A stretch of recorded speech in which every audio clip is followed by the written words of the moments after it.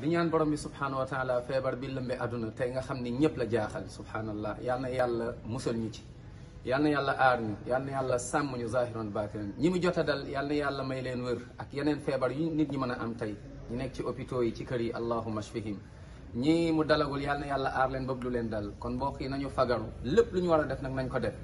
lépp loo xamante ni war nañ ko def nañ ko def waaye nag daal di koy accompagner mooy di ñaan borom bi subhanahu wa taala mooy ñaan mooy suba ak ñaan ngoon yi ñu yonent bi jàngal sallallahu alayhi wa sallam yooyu da lay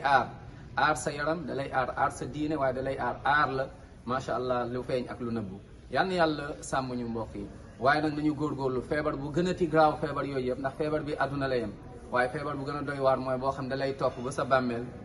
topp la ba bés penc mooy feebaru bokkaale feebaru bàkkaar